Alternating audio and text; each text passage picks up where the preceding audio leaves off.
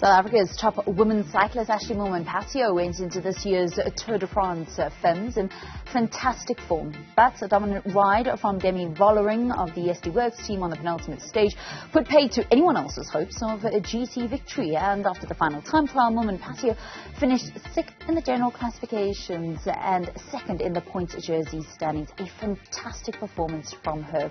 This year, she has ended runner-up in the Tour of the Pyrenees and 3rd in the Volta a Burgos, and she's now on her way to Glasgow for South Africa for the World Cycling Championships with the elite women's race coming on a Sunday.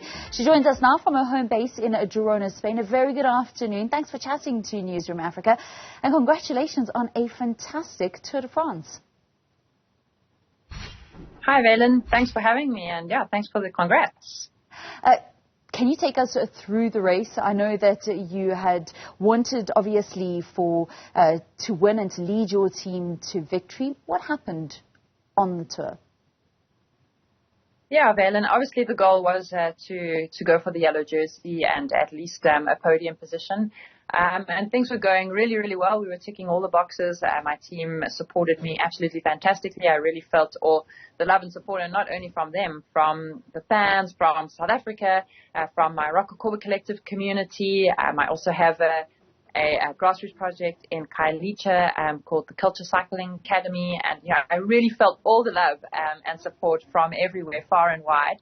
But unfortunately, I did have some issues later on in the tour with just saddle sores, and which then translated into back issues because I was sitting a little bit differently on the bike, which in the end cost me my best performance in especially in the time trial. So that's where things really started to unravel a little bit for me.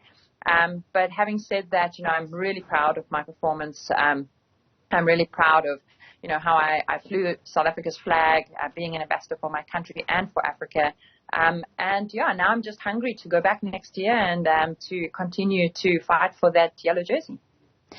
The women have been fighting for a tour for a very long time. It's only in its 2nd edition now. But do you feel the kind of prestige that the men's race has translating into the women's race too?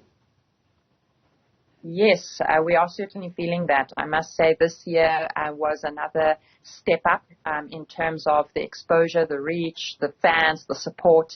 It was a little bit sort of like touch and go to sort of see how our race would translate in the fact that last year we started on the Champs-Élysées. So as the men finished on the Champs-Élysées in Paris, we started.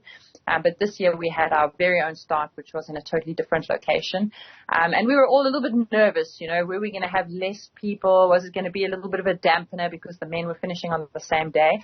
But as our bus pulled up to the start of the first stage, we were absolutely blown away. We were so excited to see all the people, all the fans out there ready to watch us. And it just went from strength to strength throughout the tour. All the fans lined on the roadside, people watching from their TVs. The TV numbers are out. The stats are really great. So it's really showing that women's cycling, it's attractive. People want to watch it. We are growing our own fan base, and we have our own strength and our own power. Demi Vollering mentioned it after that incredible performance on the Col de Tourmalet that it would be nice if the final stage of the women's tour was also a kind of ceremonial ride to the Champs-Élysées rather than a time trial. Do you think there's going to be some adaptations like that, and is that something that you would like, or what are some of the things you'd like to see as part of the women's Tour de France? Yeah, I think it was quite important to include the time trial this year. It did make it a very complete course. There are less and less time trials in our racing these days, especially in women's racing. So I think, it was important to add that discipline in the stage race. But I do agree that possibly, it could have been added at a different stage, maybe earlier, because ending a tour in that way, it was kind of strange. You end a week-long team work, to fight for a good result for the team or for the yellow jersey.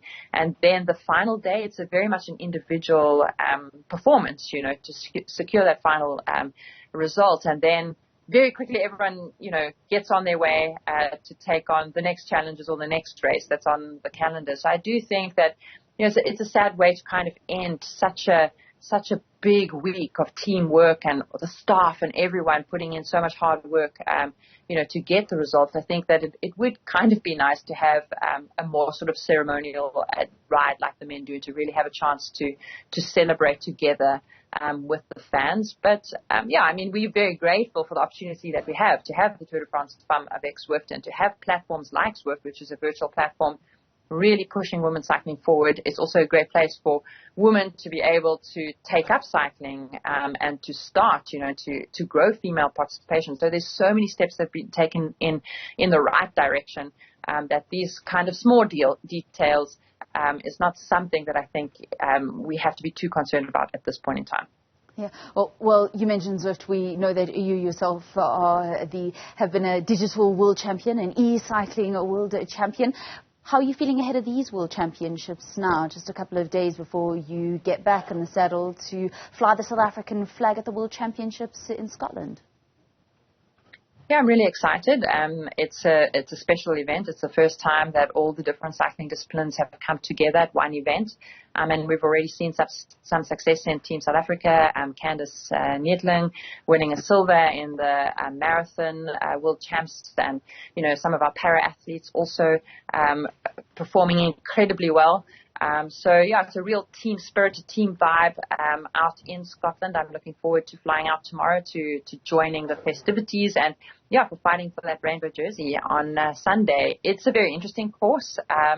It's the city centre, which we do 6.5 times. The course around the city centre is really, really technical. So it's a little bit out of character for a road cycling event. It's a little bit of a mix between like a short criterium race and then, some punchy climbs. But having said that, it kind of reminds me a little bit about Zwift, to be honest, because, when we hit the city in Glasgow, it's going to be so hard. It's going to be really each for their own. Everyone's going to be on the limit. I don't think the heart rate is ever really going to come down. There's so many corners, so many short, steep climbs. So I kind of feel like I'm prepared for it mentally because of all of my experience in the virtual world. It's going to be a very similar style of racing, but of course in real life. Well, you know what? On Women's Day, we like to celebrate excellence, and it's been a real privilege to be able to chat to you, Ashleigh Moolman Pasio, South Africa's top elite women's cyclist for over a decade now. All the best of luck at the World Championships. All right, Stephen, that's how we come to the end of your sport in this hour.